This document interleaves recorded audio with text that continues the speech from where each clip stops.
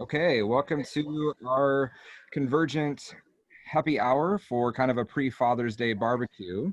Hopefully my lighting ends up working out. I seem a little bit dark here, but so today I'm going to do a really quick market overview, just what we're kind of seeing this week. I know many of you probably watch our videos that I do each week, and so it's going to follow a little bit of that same format. Um, and then I will turn it over to Val, and she's going to go over a couple different ideas for Father's Day, some barbecue ideas. And I put the recipes already in the chat. So if you guys want to download the recipes from today, you can do that in the chat. And also we'll be doing some pictures showing those as well. So hope you guys enjoy. So I'm going to start with a little bit of a market update. So I'm going to share my screen here.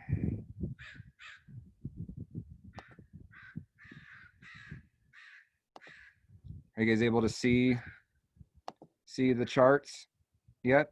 Okay, hold on. I'm gonna do it a different way.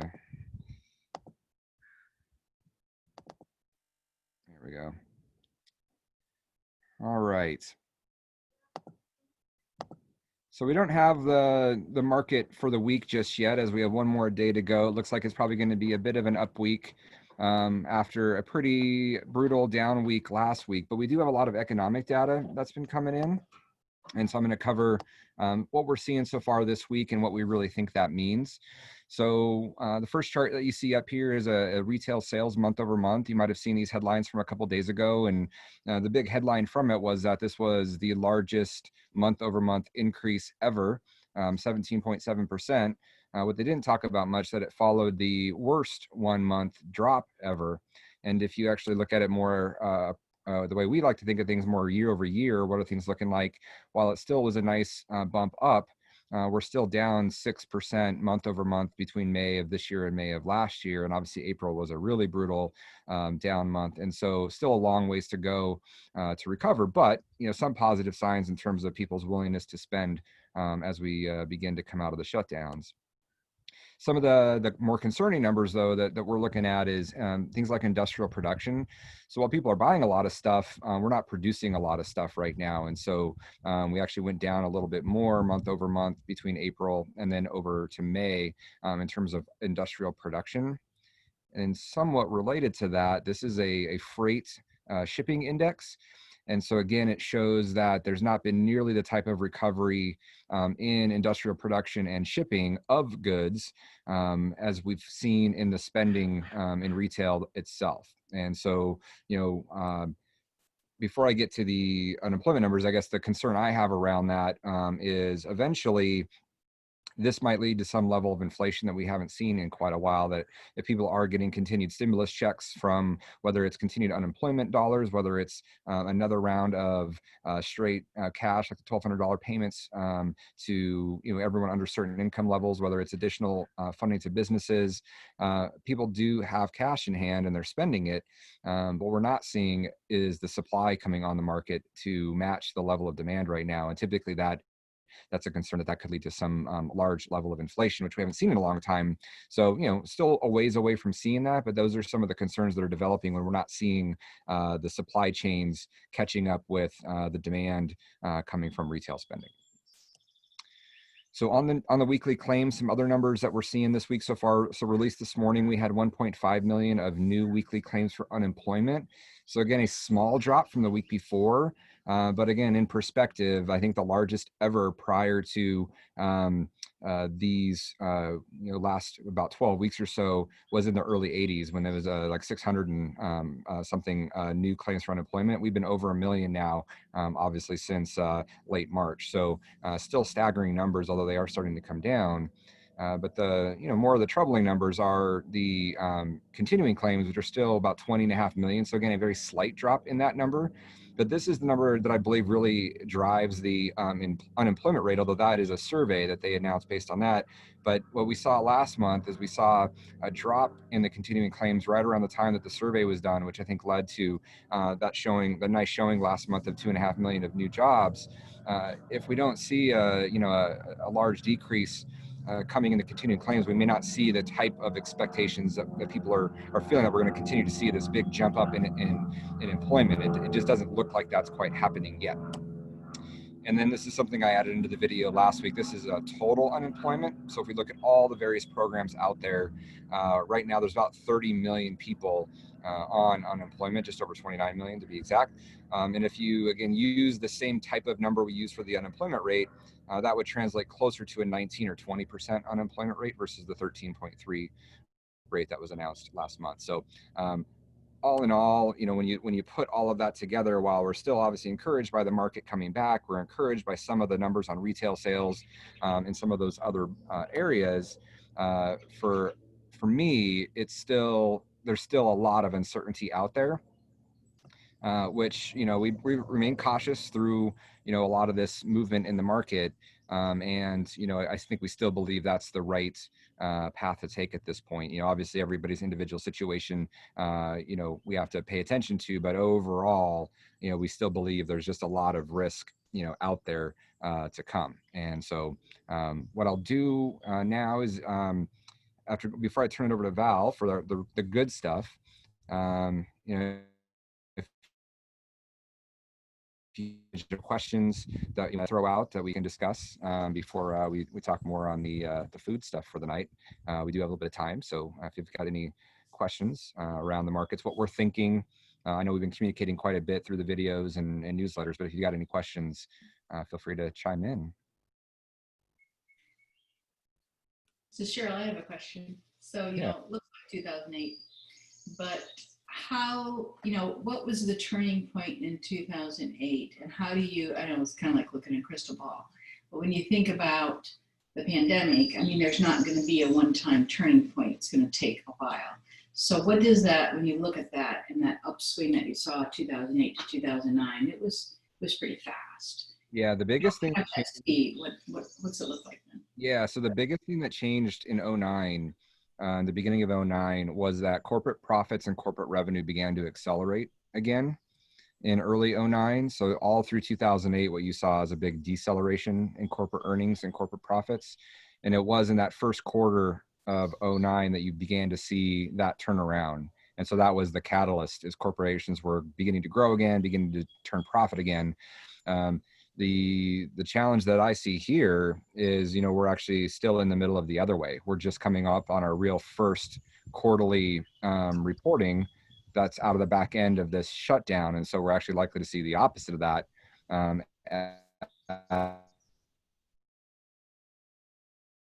In revenue and profits, and may not be for a while that we begin to see the other side of that. So that's what I would say is what we would need to see turn, is we'd need to see corporate profits and corporate revenue begin to accelerate again.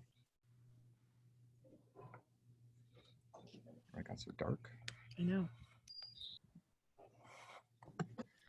Have you been looking at this enough that you have any idea what supply chains are going to be most affected? Oh, I wouldn't say I've looked at it detailed enough outside of just some of the charts that we showed on industrial production and just the freight being moved. But, obviously supply chain connected to China has been most impacted. We actually have this is anecdotal, but we have a good friend that is at the Port of Tacoma. And, in talking to him just about how empty the port is, it doesn't appear that this is something that's going to turn around, at least in the near term, based on that.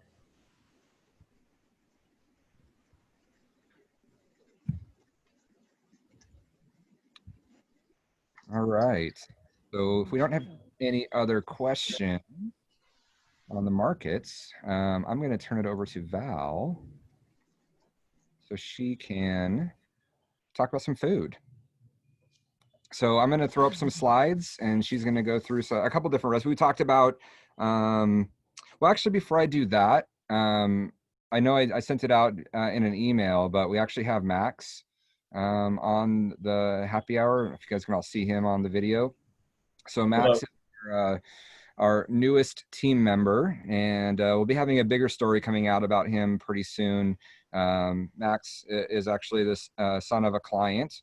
And has been very interested in the financial world for a long time, and was graduating high school during this pandemic, and was out of school, working or doing school from home, and shot me a note saying, hey, rather than go to college and spend hundreds of thousands of dollars and potentially get myself in 6 figures of debt, can I come and just learn from you and get my career started, and consider, I still want to go to school, still want to get my degree, but maybe consider doing that in a different way, and not getting so behind the 8 ball financially at the early part of my career. And it just worked out. The timing was good. We really needed some additional support in the office. And so we brought Max in as a, I guess, intern for now, but likely to be a full-time permanent employee for the foreseeable future. And he's doing all sorts of stuff. He's doing all our video editing now, and putting our slideshows together, and doing a lot of the investment analysis with Dwight, our investment specialist. So just wanted to quickly welcome Max while we had the moment.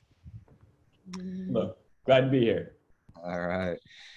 So with that, I'll turn it over to Val. I'll see if I can, while she's talking, I'll see if I can get us out of the shadows. Not be so dark here. So hey, Val, I have a question before you get to your food.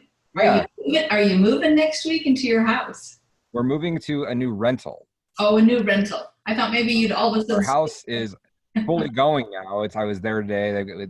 That's good. They're working on framing right now, but we're moving to a house that, instead of being like 20 to 25 minutes away, is only about 2 or 3 minutes away. So we'll be a lot closer to the construction project, which will be nice. So yeah. And a lot smaller, which will be nice for cleaning purposes too. All right, so I'm gonna throw up Val slide again. Were you guys able to see the recipes in the chat?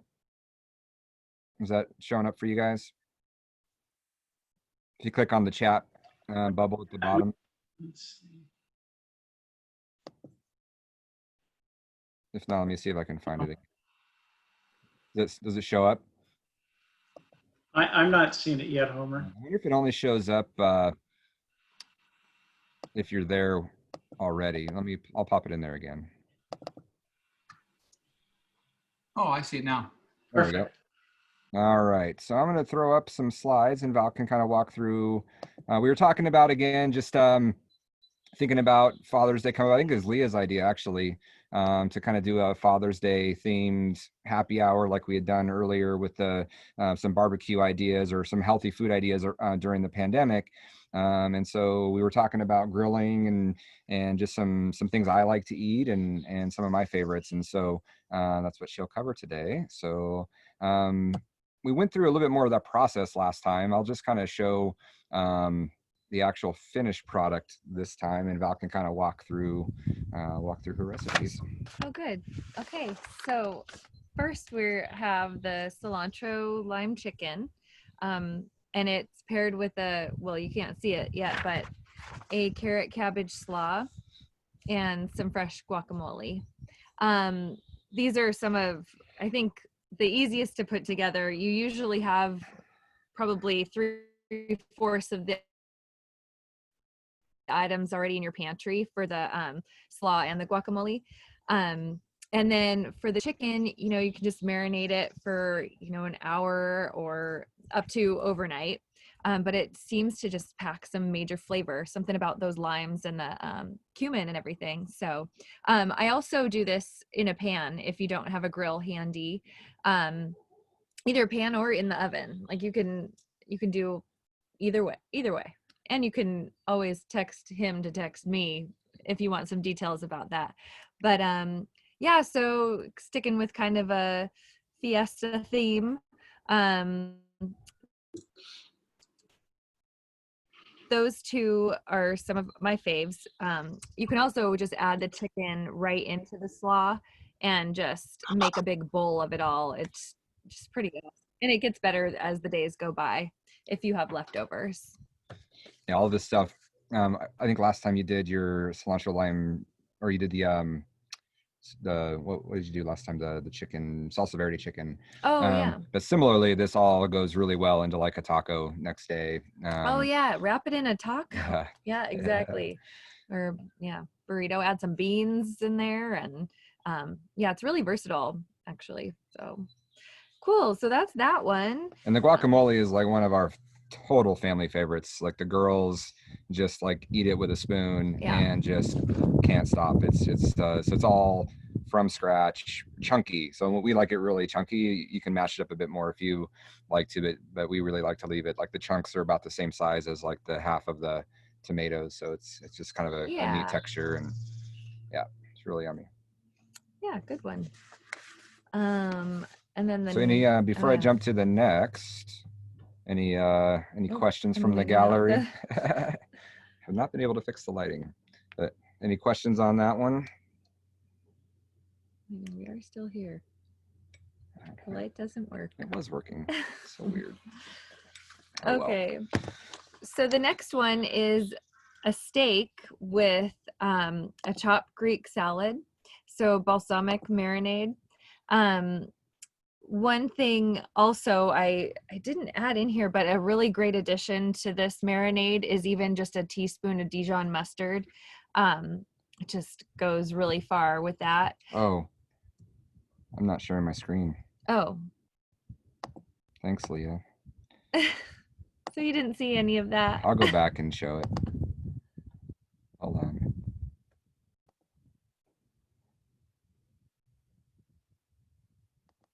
All right. So real quickly again. That's amazing. Yeah. Good. I was just looking at the recipe while you were talking. Oh, good. That's the slaw. Also, it's a different. It's not a creamy slaw. It's a vinegar based slaw, which I really like. It's really tangy. It goes really well with the chicken. Yeah. And tangy. The guac to kind of that creaminess. Yeah. Yeah. And I say a good side of refried beans or even black beans. Yeah. Yeah. Would be super tasty. And your homemade salsa. Oh yeah, and salsa. I mean, there's the possibilities are endless. All right, on to the steak. Yeah, so this one, I love flat iron. That's my go-to to cook. But blank is always a good one, and or whatever you prefer, honestly. So again, marinade like anywhere from an hour to all the way overnight would be pretty fantastic. And then along with this chopped Greek salad, which this is one of my favorites, along with the vinaigrette to make, because you can do so many different things or omit things that you don't like, but you can make it really hearty if you want to. And again, like adding the steak right into the salad as just a, one pot meal or like a one bowl meal. And like Homer doesn't like olives, so we keep the olives out for him. But yeah, as far as all of those flavors, you can go heavy cucumber, all different colors of bell peppers you can use, and yeah, just kind of make the rainbow. And then this Greek vinaigrette it's such, my friend actually just told me yesterday, she said, we put that on every single salad, no matter what kind it is, that's what they use. So I hope you guys try that one, because it's a solid. It's a definite solid.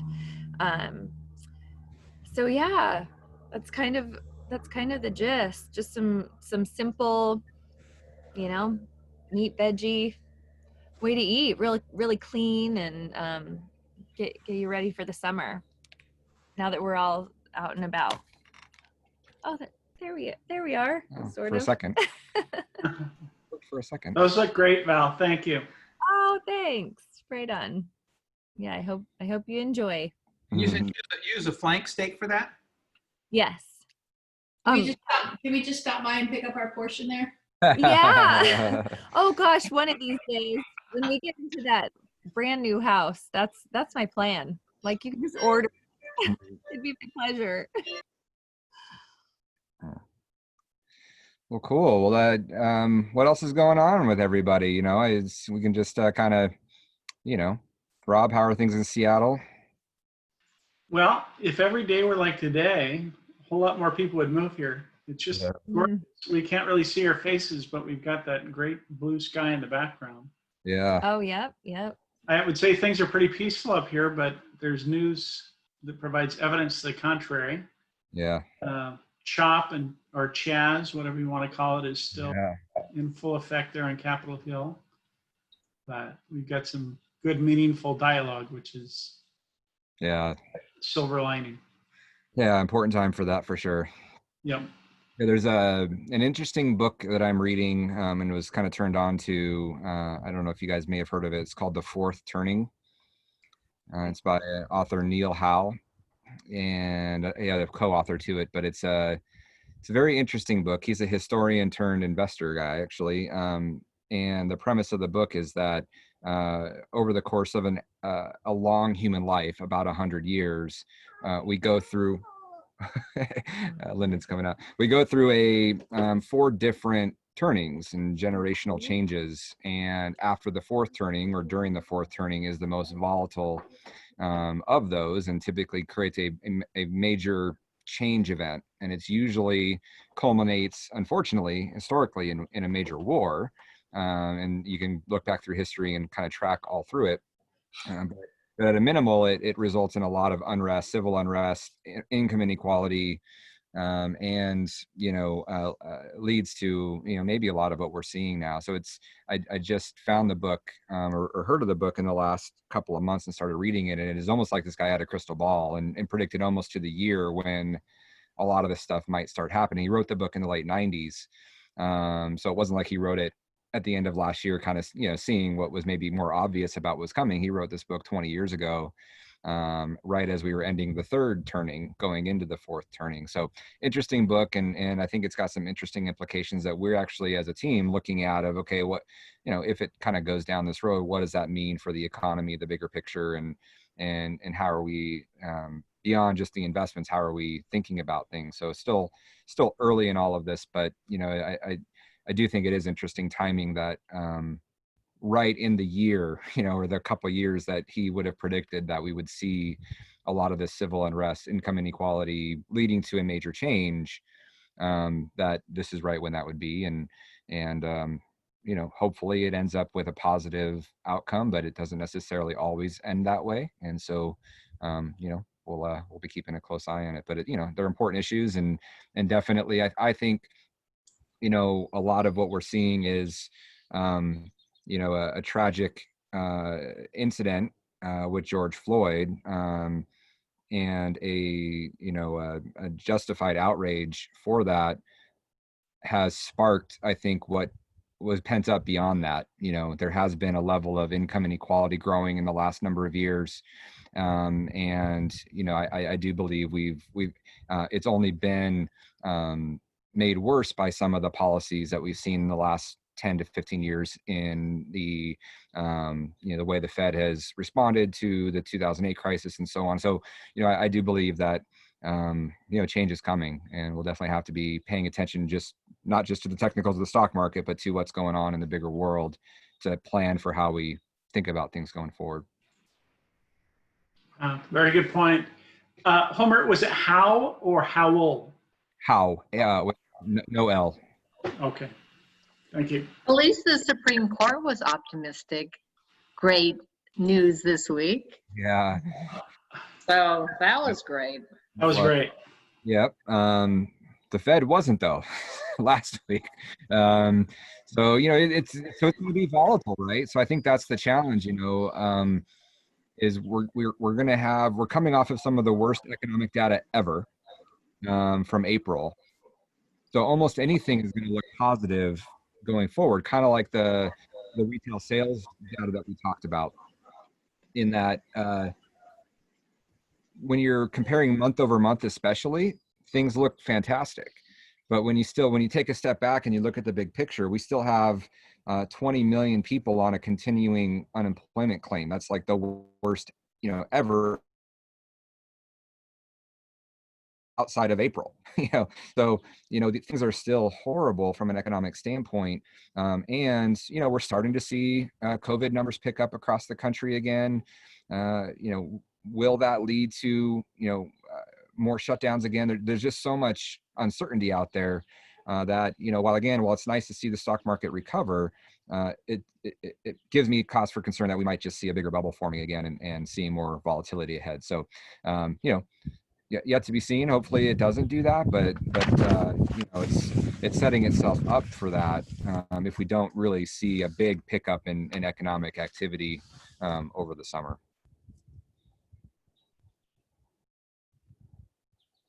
I keep muting everybody because I end up echoing. So so if you have questions, make sure you unmute yourself again. I just want to say one thing about that book, and I hope I'm saying this correctly. Something that was interesting that I picked up, he was on a podcast that we just listened to, and Homer's obviously been telling me a lot about it because it's pretty fascinating.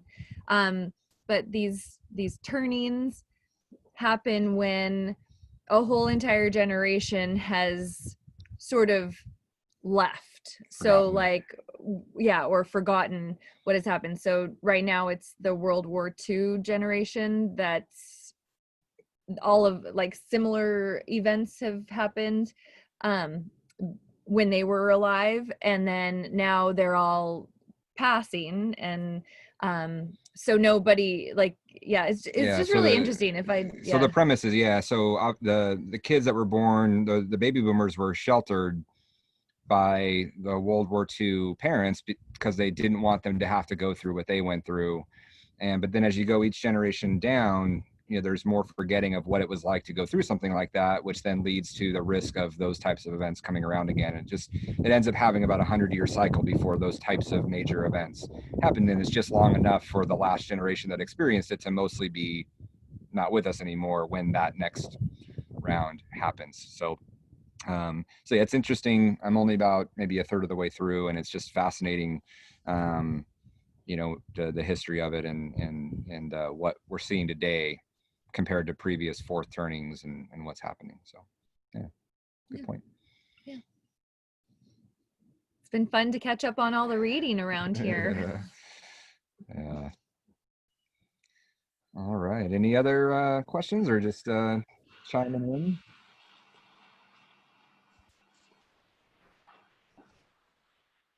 All right. Well, Cool.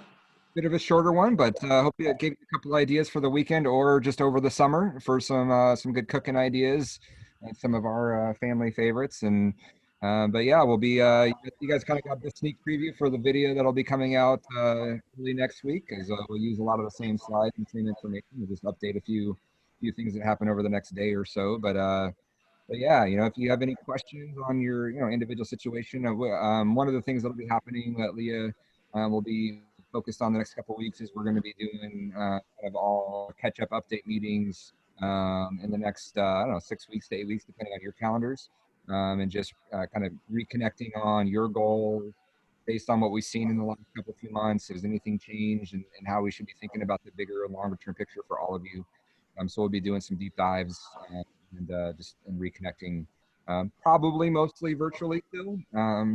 Hopefully, sometime soon we'll be able to do more in person, but we'll probably stick to virtual for the most part, at least here in the next couple of months. So with that, I'll definitely be seeing or talking with you, depending on your preference for phone or Zoom, in the next 6 weeks or so. All right. Well, thanks for doing this. Yeah, thank you both. Yeah, it's good to see you. Thanks, Homer. Thank you, Val. We'll talk to you all very soon. Take care. See ya. Sorry you didn't get to really see us. Oh, there we are. Now we can. Yeah, Disappeared again. yeah. All right, everybody. Have a good evening. You too. So